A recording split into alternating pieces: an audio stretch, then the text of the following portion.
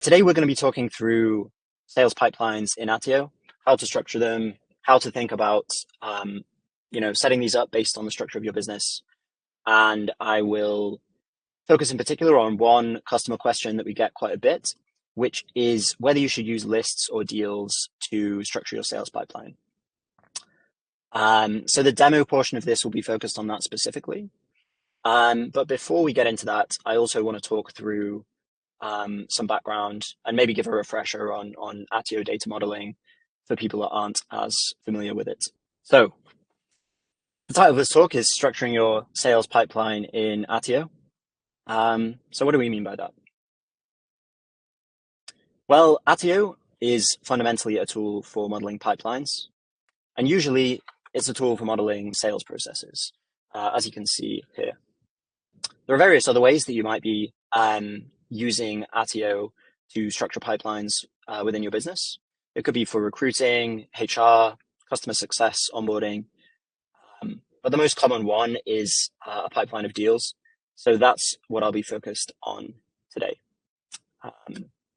And this might initially seem like something that's pretty straightforward. Ultimately, you need to have a defined series of stages that you see here and a process for moving companies through those stages. And it can be pretty simple, but there are also a few gotchas that are worth knowing about. So in terms of the challenges of setting up sales pipelines in Attio, there are three main areas that our customers run into. The first one is with regards to scalability, right? Obviously, you want a CRM that's simple to use. No one wants to spend their time in an overcomplicated tool every day. But you also want something that has the power to scale as your team scales. You also want something that's personalized to your business. I'm going to talk more about this in a second, but essentially every business is different and every business's sales process is different. Attio doesn't offer you a one-size-fits-all solution here. And we really encourage you to customize your CRM data model based on what your business looks like. And then finally, the most important thing is ultimately adoption within your sales team. You could have a sales pipeline that looks great on paper, but if your sales team don't want to spend time in it every day and keep it up to date, then that doesn't matter. And Attio works well for these purposes because it's built around these principles. It's simple, it's easy to personalize, and it's got a great UX, which means that reps enjoy spending time in it. So this talk is about pipelines, but when it comes to anything with regards to data modeling in Attio, the most important thing is ensuring that you start by first thinking about the structure of your business and then thinking about the structure of your CRM. And this sounds really obvious, but it's still surprisingly easy to skip past this when you're setting up a new tool and just dive straight in without thinking about what we really want the end state to look like. So I'll give you some examples. If we're thinking about how to structure our sales pipeline, then it's really helpful for us to ask ourselves these kinds of questions. What kind of GTM motion are we running? Is it mostly product-led or is it sales-led? Are we focused on inbound or outbound? And if we are focused on inbound, where do our leads actually come from? And all of this will inform the Attio objects that we end up deciding to use, and it'll inform how we structure our sales process. So starting by asking these questions ensures that you've got a really good foundation to start from before you start diving into the details of how to implement things. But yeah, just to give you a brief review of the core building blocks that I'll be showing in my demo in a moment. The key thing to think about here is objects. And you can think of an Attio object as being akin to a spreadsheet, with the individual object being an individual spreadsheet, the rows being records in Attio terminology, and the columns in the spreadsheet corresponding to attributes.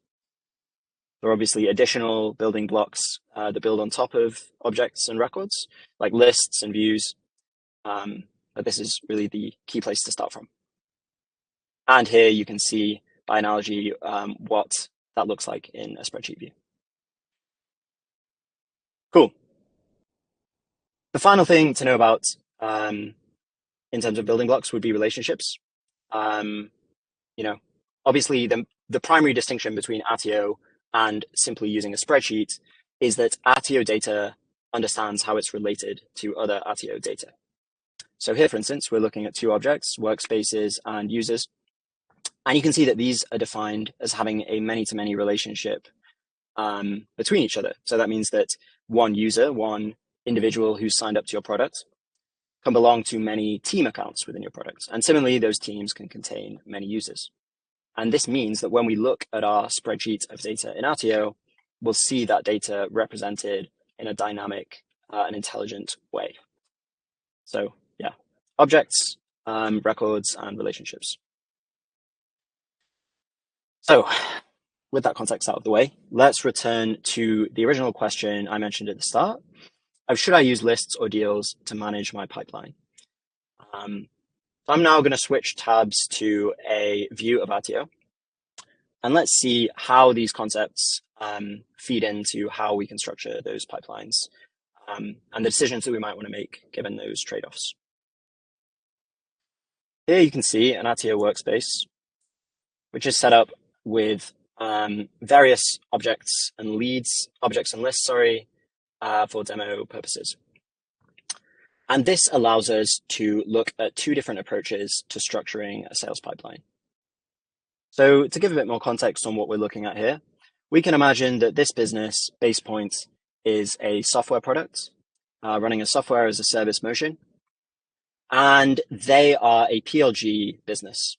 So that means that a user can sign up for free, use the product, and invite their teammates, and they may eventually convert to an enterprise plan, at which point we will kick off a sales motion with them. And here we have a list defined for sales purposes. So let's take a look at this approach first. So the first thing to know about is that this list is a list of companies. In Attio, a list is a filtered subset of some records within an object. And this sales list corresponds to companies specifically. The second thing to know about lists is that they contain list-specific attributes. So here you can see that I've defined an attribute on my list entitled likelihood to close. And here I can add some context-specific information for this sales process. So if I switch over to my pipeline view, which is probably the Kanban view that I'd spend my time in day to day if I'm working as a rep, then I can view those list-specific attributes here. These list attributes, though, will not be propagated back to the company record. So if I take a look back at the company and I scroll along here, I won't see this likelihood to close attribute unless I look at the related list. Cool. So in the context of choosing between deals and lists for a sales pipeline, we want to consider, firstly, do we want to have a dedicated object to work off? And secondly, do we want to have these list attributes available or not? And there are a couple of things that will feed into that decision. So first of all, since I'm looking at a list of companies here, if I click into an individual company, I'll be taken back to that company's record in Attio. And so this means that I don't have access to a specific page that just holds context about that deal. If I'm running a simpler sales process, then I might be fine with simply linking to this company and adding all of my notes to the company. But if I'm running a more complex sales process, I might want to have a specific page where I can view information about that deal. So to give an example of that, let's imagine that BasePoint have multiple deals in progress with Pylon. Then in that case, I'd probably want to be able to model each distinct deal as its own process. And this is what I can do using the deals object. So if we switch over to deals and switch over to a table view, then here we can see an example of what I mean.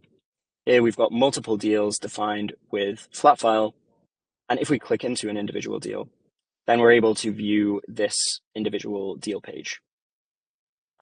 So again, this is something that's useful if you're running a more complex sales process in Attio, or a more scalable one that involves a higher number of reps. But again, this just comes down to trade-offs, right? If you're a startup and you're building out your first sales motion, you actually might not want the complexity of having to manage an additional object. You might want to keep your Attio instance limited to just companies and people. And you might assume that anytime you deal with a company, you're dealing with the same founder, the same team. And so you're happy doing things that way.